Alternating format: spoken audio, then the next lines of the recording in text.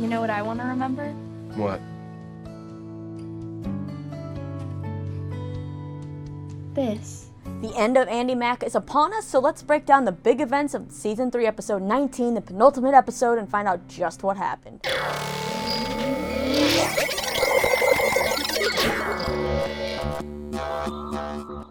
What's going on, you lovely people? Lisa here, back again with another Andy Mack recap for you. First of all, pardon the mess that's behind me and the changing scenery as I am yet again redoing my filming space because, well, I'm very indecisive and I like to change things up. I also thought it was a little too busy, so I'm going to find a way to, tone down the toys and make it kind of more cool looking. Hopefully, fingers crossed. But I am hoping to get that done soon, and maybe it'll be something to help distract me from the fact that the series finale of Andy Mack is next week, you guys. I don't know, honestly, if I'm ready for it. I didn't think in the beginning that I would love this show as much as I have because, well, let's face it, I'm a little older. This is a Disney Channel show, but having met the kids and interviewed them and then started watching it and relating to it, kind of being drawn to it because it was about an Asian girl, I just kind of fell in love with this show. I thought it was so well done, and I just don't think I realized when they announced that the show was ending and that these last episodes, this last run would be the final ones, that the series finale would already be here next week. So it's starting to hit me. But as we approach the series finale, loose ends are starting to be tied up. And this episode is called A Moving Day. And, well, we finally, spoiler alert, freaking get our Bex and Bowie wedding. And I think it's done in the cutest of ways. So let's just dive into this episode. First up, though, we have Buffy and Cyrus learning quite a fun little secret about Jonah Beck. So as we learned last episode when Jonah was talking with Amber, Jonah's dad finally got a new job and the family is moving into a new apartment. Now Jonah fills in Buffy and Cyrus on all of this and lets them know he might not make the thing the next day. And it's like, what is this mysterious thing? Well, whatever it is, Buffy and Cyrus don't want Jonah to miss it. They can't let him miss it. So they volunteer to help Jonah move. And, well, it seems like maybe Jonah's parents are really into child labor because why are these 13 and 14-year-olds moving all the couches and boxes themselves with, no adult help? Don't the parents have some friends with some muscles that could help? Yeah, I'm overthinking it, right? Anyway, as Cyrus is moving a crate of DVDs and VHS tapes, and I gotta give a high five to Cyrus for even knowing what a VHS tape is, which I feel like most kids these days don't, Cyrus gets so excited to see a Judy Bartholomew DVD. It's basically a really kind of cringy, cheesy workout video that must have gone viral at some point, like someone re-uploaded it years later to maybe YouTube. Anyway, Cyrus is obsessed with this video, and he's shows it to Buffy because she's never seen it. And, well, Jonah, he doesn't seem like he wants to see this video. He looks pretty embarrassed. Is that you, Bird? I thought it was totally fake, but Judy Bartholomew is real. Does this remind anyone else a little bit of a mix of an 80s workout tape, like a Jane Fonda thing, but mixed with the Prancer-sized lady? Anyway, man, I really say anyway a lot. I gotta learn a new transition, guys. Sorry about that. But anyway, Cyrus starts to wonder why Jonah's family has so many copies of this workout video when Jonah's mom walks in, super excited to finally meet Jonah's friends. Buffy and Cyrus then have quite the realization. Is that? It is. You're Judy Bartholomew. Also, my mom. Yep, Judy Bartholomew, the trot lady, is Jonah's mother. And after some talking, Judy teaches the trot to them. And then we see Jonah finally stop being embarrassed and join in on the fun, showing off his trot skills, which are pretty impressive. And, well, they run off to this mysterious thing. Meanwhile, Bex tells Cece, Bowie, and Andy that she's won some fancy dinner from a recluse famous chef who lives up in the mountains, and it's a once-in-a-lifetime thing, and they have to go. Now, after some persuading and bartering, which leaves Bowie and Andy on puzzle duty with Cece, I think, for the next month, the family heads out on a road trip that leads to the longest hike on this show that goes on forever and ever, and of course everyone just keeps getting grumpy, and Bex just keeps saying, no, it's right up here around this corner, no, it's gotta be this corner, and around the next corner. But finally they've been hiking so long that Cece and Andy have had enough, and they just sit down and they're like, Bowie, you gotta find out what's going on here. So Bowie pulls Bex aside and asks what's going on, but Bex just says to trust her and that the chef's place has to be around this next corner. So, well, Bowie trusts her. But here's what's really waiting for them around that next bend. Is that the hermit chef? It's Cyrus. Yep, Bex just pulled off the ultimate surprise wedding. I don't know how she kept her mouth shut. I honestly don't know how Cyrus and Buffy and Jonah even kept their mouths shut. Remember the whole Walker dance proposal thing? Like, they could barely keep that in. So I am super impressed that this was kept under lock and key. But I have one question, because I like to overthink things on this kid's show. Who drove Cyrus, Jonah, and Buffy up that mountain? It was definitely not the ordained guy, right? Because he doesn't look familiar. Are they friends with him? I guess maybe one of their parents could have drove them up, but why would they be waiting in the car? Seems like they should have been invited to the wedding too, because isn't that just rude not to? Especially if Andy has been lifelong friends kind of with Buffy and Cyrus. Yeah, like I said, overthinking it. Let's move on. So we have Bowie, Cece, and Andy absolutely shocked, but also equally excited about this wedding.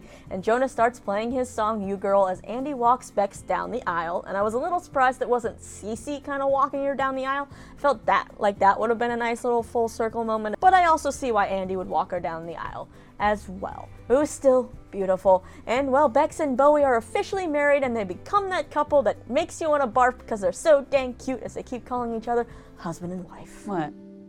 You're my wife. You're my husband. Also, I just gotta say, this was a great moment with the show finally acknowledging all the cliffhangers, and it's a nice way to kind of wrap up the end of the show. They got married. And no one said, After the ceremony, Buffy and Cyrus show Andy the trot video, and everyone just starts busting up laughing. Andy's like, how have I never seen this before? And Buffy and Cyrus are like, well, guess what? We met the lady in this video, and Andy doesn't believe them. And then everyone reveals that it's Jonah's mother, and Andy actually immediately apologizes for making fun of the video, which was actually kind of nice to see. We didn't really see Buffy and Cyrus do that, but maybe they thought it wasn't such a big deal because they didn't realize how embarrassed Jonah was. But Jonah reveals he's actually fine with it. He's no longer embarrassed by this videotape, but this videotape has apparently kept him from bringing any friends over to meet his mom until literally that day. How has no one ever met his parents? He's had multiple girlfriends now. My parents always needed to meet my friends or my friends' parents growing up if I was going to go to someone's house or sleep over, or I didn't date back when I was 13, but if I had, I'm sure they would have been there, being like, who are you going out with? I gotta meet them, right? Anyway, all the kids start saying they're finally excited to now meet Jonah's dad, and then they kind of keep the joke going, saying maybe he was actually one of the guys in the video. And well, is he in the video? One of those hairy guys with the short shorts? He's the one on the left. Look at his face. He's obviously joking. Yeah. I don't think he was joking. yeah, Jonah's once again back to his embarrassed mode, so I'm guessing no one's gonna meet Mr. Beck anytime soon. Finally, we see Andy listen to the voicemail on her phone, because earlier when the wedding was happening, her phone went off, and well, it was kind of embarrassing, but this is what the call was. It was a call from Shadyside that she missed. So Andy listens to it, and she doesn't look too happy, and then Bex and Bowie surprise her from behind, and well, Andy says she's happy, but her face kind of says otherwise.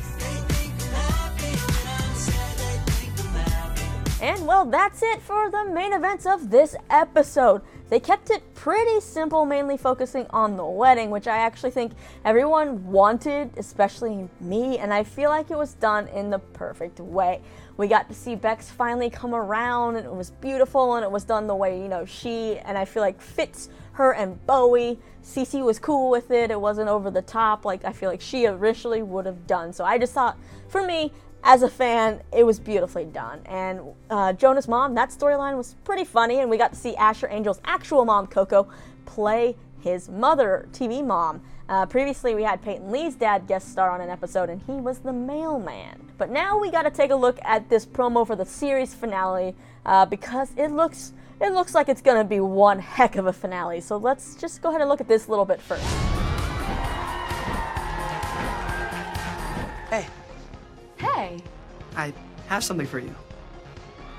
Before I dive into this little part, can we first of all just point out the happiness I get that everybody is on stage together in a scene together. We have TJ and Cyrus jamming out on the keys while Buffy, Andy, and Jonah are singing, and Bex and Bowie are backing them up, and it's like, oh, this huge house party, Bex and Bowie are throwing it? How cool of parents are they? Because this looks like quite the party. But back to business. So Jonah has something for Andy, and it's kind of like, is he trying to get back with her? Is he trying to apologize for being a horrible boyfriend to her? What could he be giving her? Maybe like this time around he made her a bracelet? Like, what's going on in his little head? What's going on up there, Jonah Beck? Because I never know. Can I say? Sure. Alright, so in this little part, we have TJ saying hi to his buddies at the party, and then we also see TJ sitting by the fire alone, and Cyrus asking to sit with him. And well, TJ smiles and says, sure, and the Tyrus feels are strong in this little clip. So why is TJ sitting alone? Like, did maybe something happen with him and his friends? Or is he just relaxing? What the heck ever happened to Kira? Did they just like all of a sudden realize they couldn't keep that storyline going since they didn't get a 4th season, and they just were like, we'll just stop it and you'll just have to fill in the month's blanks or whatever. But is this the moment maybe when Tyrus happens? There's so much anticipation going on right now, guys. I don't know. But then we have this when it comes into promo. Hey! I thought you were funny. That sounded like an actual compliment. It was. What's going on? Yes, you guys, while Tyrus may be happening, we also may finally get Buffy, because it seems like Buffy is about to tell Marty how she feels, and how full circle is it that it happens at a party? I mean, come on, Buffy and Marty from the party. But then the promo really takes a sad turn. I want to show you guys something. I don't like the sound of that. Did you know about this? Why would you do this? So yeah, as we could tell by Andy's face at the end of this episode, and then you throw this clip in, it seems like everything is pointing to Andy not getting into art school and being super upset about it. And I guess she's feeling like, I didn't get into art school, I must not be good at art, so now I'm gonna give up art. And it seems like maybe she cleaned out Andy Shack, and that's surprising to everyone since this girl built a whole crafting station or little house there. Like, why would she get rid of it? It shocks pretty much all of them. So that's the only thing I can think of that would be, because otherwise what else would be an Andy Shack? Is Andy taking up a new hobby? I don't know, guys. We're just gonna have to wait and see and ponder and come up with a ton of theories until the next episode, the series finale, comes our way. I'm honestly not sure if I'm ready for it, but I need to now hear all your thoughts on this wedding episode. What did you think about Bex and Bowie's wedding, and what are your predictions for the series finale? Do you think Tyrus will happen? Will Muffy become a thing? What's next for Andy? Let me know all your thoughts down in the comments, and after that, don't forget to hit that subscribe button and the little bell if you feel like it, and check out more of my videos right over here. I got some trailer reactions that might be fun, might not be fun, up to you.